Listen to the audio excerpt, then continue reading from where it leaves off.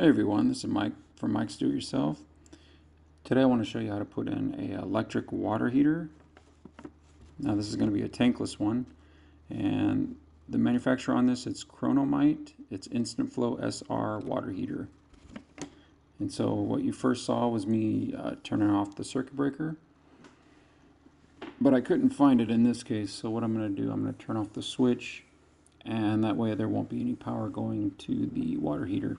Now I'm taking off the first cover, or the cover on the water heater.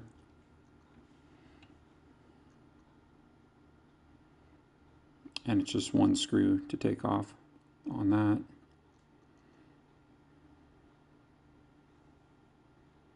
And I'm checking to make sure there's power going to it. So this one's a 208 or 240 water heater, and it's 120 on each side.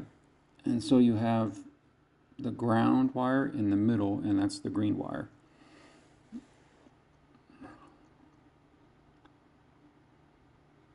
So you have 120 on the left and 120 on the far right.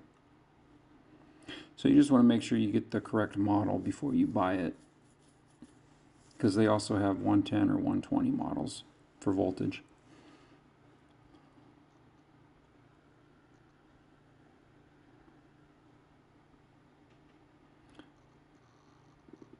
So I turned off the switch, and I'm not getting any voltage on either side, or it's very minimal.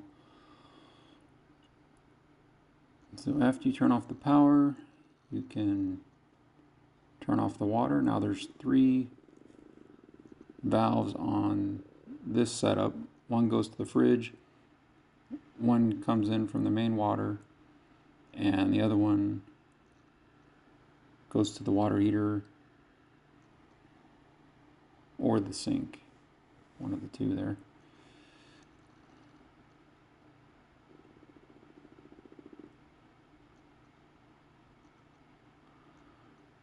So you'll need a flathead screwdriver just to loosen up the connections going to the water heater.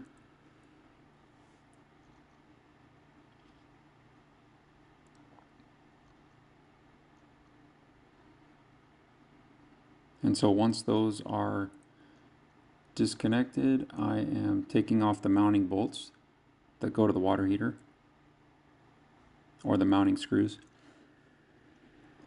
And there's 1 on each corner, so there's 4 total.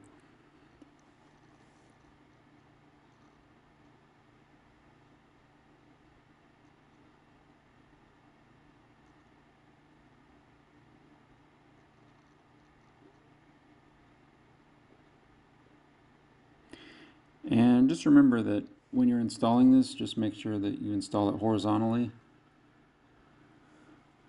and make sure you put your aerator on, or a decent aerator, because it does include it with the kit.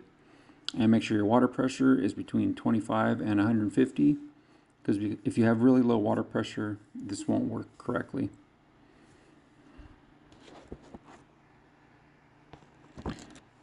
And then when you are putting water onto the water heater, or when you're opening up your valve, make sure it's fully open. But right now we're taking it off, so it's closed. I went ahead and disconnected the connections on the side, and now there's a lock nut for the wiring, and you just loosen that lock nut.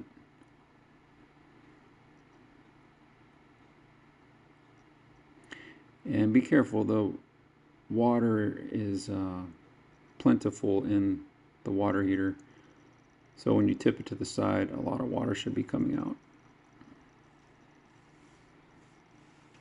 Now this is only if you have an old one that you're removing. Now the new one shouldn't have any water in it.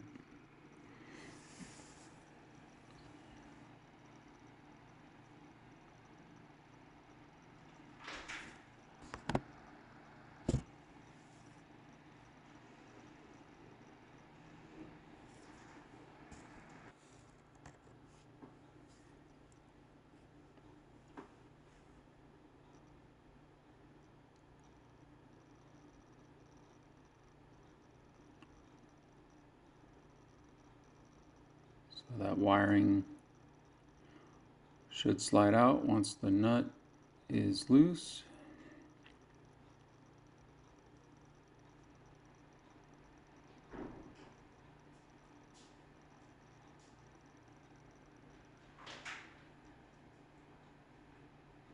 And then you can take the washer and the lock nut out.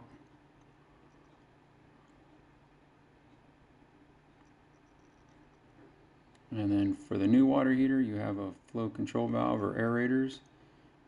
So if you're using those in the bathroom, you'll want to put those on. Now the bottom is the cold connection, and then the top one is the hot connection. So the hot is going to be going to your faucet. The cold is going to have your main line going to it.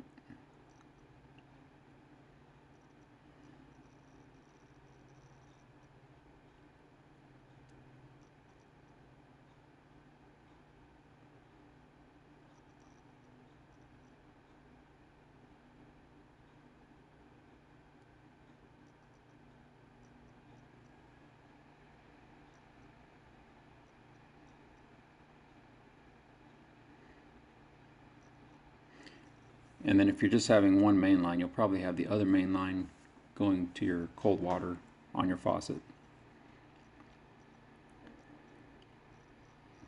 Otherwise, there wouldn't be a purpose to this if you had hot water and cold water going to your faucet. So we're putting the washer back on and then the lock nut.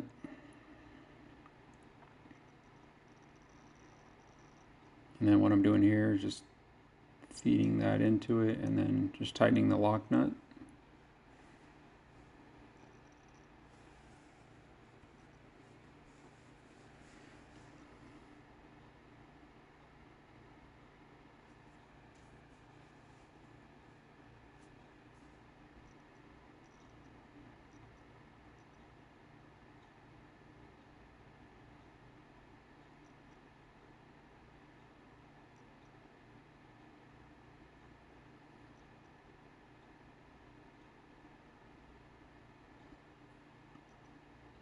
And then you'll have to loosen up these connections because they're all the way down. So basically what you're doing, there's a little bar in there that is pulling back as you're loosening. Or the end of the screw is going back. So we're feeding one line into the left, the ground wire going into the middle, and then the other line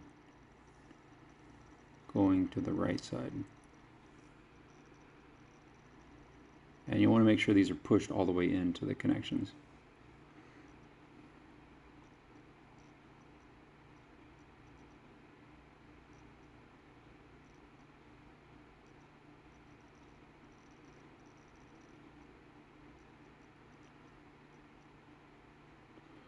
So once those are all tight, you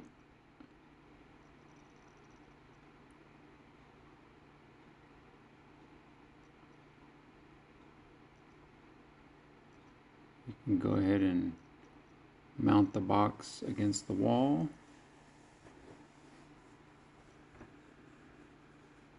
And like I said, you want to make sure it's horizontal. Now what I'm doing the water connections first, just because it's easier to pull the box towards me a little bit. That way I can reach them and it tightens up easier.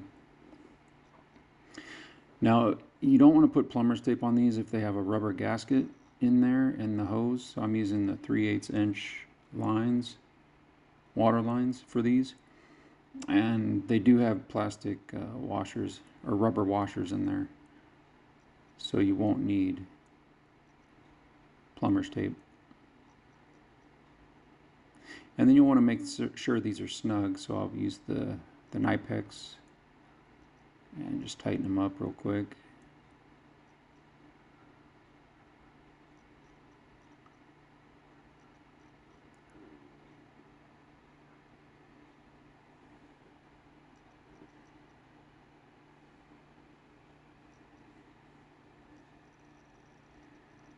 And then once the lines are tight, I go ahead and install or reinstall the mounting screws. Just making sure that it's horizontal.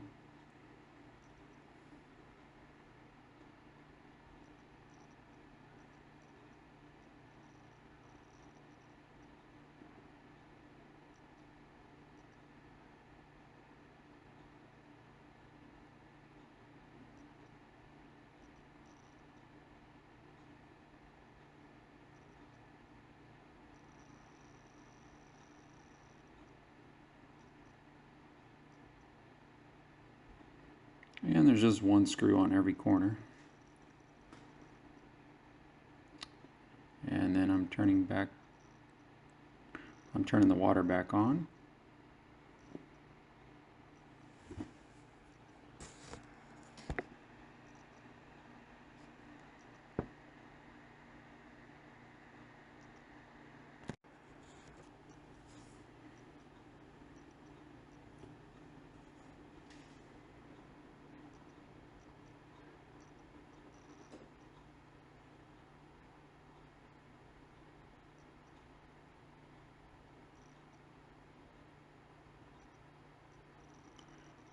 And I'm just checking to make sure the water lines are tight.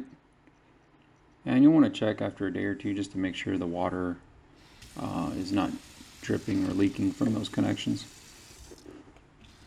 And so you'll want to turn the water on first, of course, before you turn the water heater on. And what I'm doing here is just operating the valve or the handle about 10 times. That way it gets rid of any air that's built up in the system. And you want to make sure that the air is completely out. Otherwise you could have problems with your water heater right away.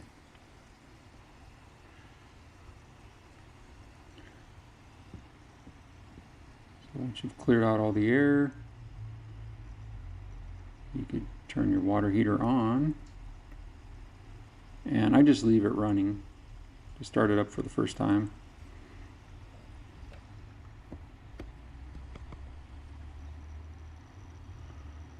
And just double check on the voltage to make sure that it looks good. So I'm getting 120 on both sides.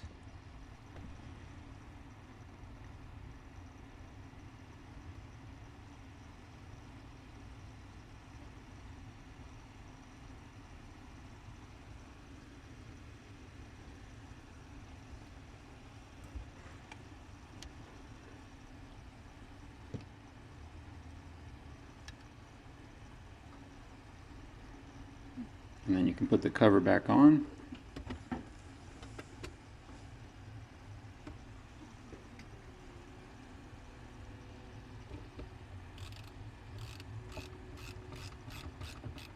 And then that's what it looks like when it's all reconnected. Power's on. No leaks, the water's on. And I'm just checking to make sure it gets warm or hot.